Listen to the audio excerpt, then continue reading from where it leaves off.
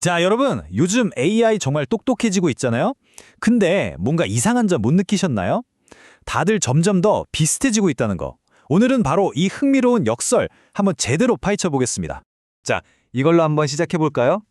만약에 지금 제일 잘 나가는 AI 모델 3개한테 똑같이 물어보는 거예요. 시간을 비유해 봐. 그럼 어떤 답이 나올까요? 당연히 제각기 다른 창의적인 대답을 기대하겠죠? 근데 실제 결과 한번 보세요. GPT-4o는 시간은 흐르는 강, QN은 시간은 강물처럼, pi4는 시간은 보이지 않는 강물. 보이세요? 전부 예외 없이 강이라고 말합니다. 이게 과연 우연일까요? 자, 이게 바로 오늘 우리가 파헤쳐볼 미스테리의 시작점입니다. 자, 이 미스테리를 풀려면요. 잠깐 다른 얘기를 좀 해야 합니다.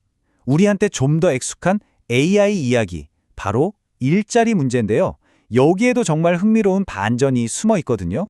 자, 2016년 알파고 쇼크 기억하시죠? 그때 전문가들이 전부 뭐라고 했냐면 이제 육체 노동직이 제일 먼저 사라지겠구나 그랬습니다.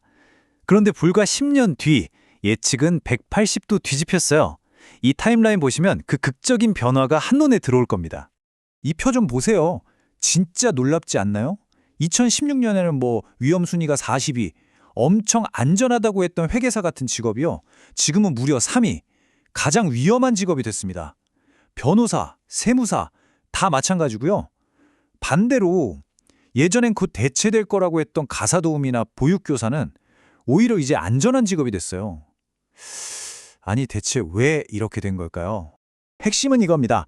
AI가 아무리 복잡한 머리 쓰는 일이라도 딱 정해진 규칙이나 패턴이 있는 건 기가 막히게 잘한다는 거죠. 회계나 법률 자문처럼요. 반면에 예측 불가능한 변수가 많거나 사람 사이의 교감이 중요한 일은 아직 AI한테는 너무 어려운 숙제인 거예요. 자, 그러니까 AI가 규칙 기반 업무에서 점점 더 똑똑해지고 있다는 건 이제 알았어요. 근데 바로 여기서 이야기가 확 꺾입니다. AI가 이렇게 한 분야에서 똑똑해지면 질수록 이상하게 점점 더 비슷해지고만 있다는 역설. 바로 이겁니다. 이 문장이 딱 핵심을 짚어요. AI가 한 방향으로 똑똑해지면서 이상한 일이 벌어지고 있다. 바로 점점 더 똑같아지고 있다는 것. 자, 이제 연결되시죠? 맨 처음에 봤던 그 시간은 강이라는 비유, 그리고 전문직을 위협하는 AI의 능력, 이 전혀 다른 두 이야기가 바로 이 지점에서 딱 만나는 겁니다. 과학자들이 이 현상에다 이름까지 붙였어요. 바로 인공군집지성, 영어로는 Artificial Hive Mind라고 하는데요. 지금부터 이 개념 속으로 한번 깊숙이 들어가 보죠. 인공군집지성, 이게 뭐냐면요. 스탠퍼드랑 워싱턴대 공동연구에서 나온 말이에요. 그러니까 완전히 다른 AI 모델들인데도 정답이 없는 질문, 예를 들면 창의적인 아이디어 같은 걸 물어보면 희한하게 다들 너무나 비슷한 답을 내놓는 현상을 말하는 겁니다. 이 숫자 한번 보세요. 79%. 이거 정말 충격적입니다. 연구진들이 AI 모델 하나를 가지고 최대한 다양하게 대답해 라고 설정값을 최대로 올리고 나서 똑같은 질문을 무려 50번이나 했거든요. 그런데도 답변들끼리 유사도가 거의 80%에 달했다는 거예요. 이건 사실상 똑같은 말만 계속 반복했다는 거죠. 근데 이게 다가 아닙니다. 더 심각한 건 81%. 이건 심지어 완전히 다른 회사에서 만든 딥시크하고 GPT-4o, 이 두 모델 사이의 답변 유사도입니다. 그러니까 이게 특정 AI 하나만의 문제가 아니라 AI 산업 전체에 퍼진 현상이라는 아주 강력한 증거인 셈이죠. 이 예시를 보시면 정말 확 와닿으실 겁니다. 한 회사에서 만든 서로 다른 두 모델한테 성공과 불을 위한 슬로건을 만들어 달라고 했더니 글쎄요, 토시 하나 안 틀리고 똑같은 문장을 뱉어낸 거예요. 당신의 여정에 힘을 실어주세요. 와, 이거 좀 소름 돋지 않나요? 자, 그럼 도대체 왜 이렇게 된 걸까요? 우리가 어떻게 의도치 않게 AI한테 이런 획일성을 가르치게 된 걸까요? 지금부터 그 원인을 한번 파헤쳐 보겠습니다. 가장 큰 원인은 바로 인간 피드백 강화학습, 줄여서 RLHF라고 부르는 훈련 방식 때문입니다. 과정은 아주 간단해요. 1단계, AI가 여러 가지 답변 후보를 막 만들어내요. 2단계, 사람이 그걸 보고 이게 제일 낫네 하고 하나를 고릅니다.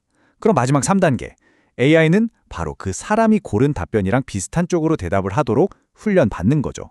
문제는 바로 그 결과물에 있습니다. 이 인용문이 정말 잘 표현하는데요. 이 과정은 수백만 개의 선우를 평균 내는 것과 같다. 그 결과는 가장 창의적인 답이 아니라 가장 무난하고 논란 없는 답이다. 결국 AI는 가장 튀지 않는, 가장 안전한, 그저 그런 평균적인 답을 내놓도록 길들여지고 있는 셈입니다. 그리고 두 번째 원인이 또 있습니다.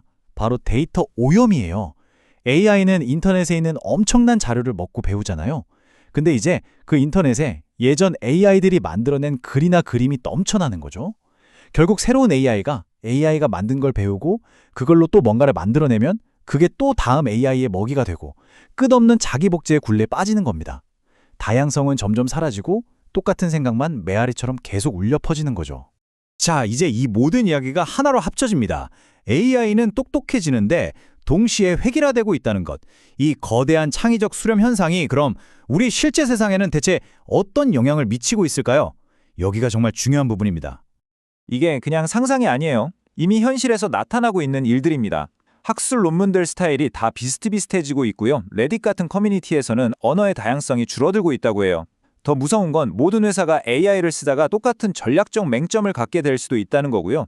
과학이나 의료계에서 다들 비슷한 AI를 쓰다가 똑같은 실수를 저지를 수도 있다는 겁니다. 정말 심각한 문제죠.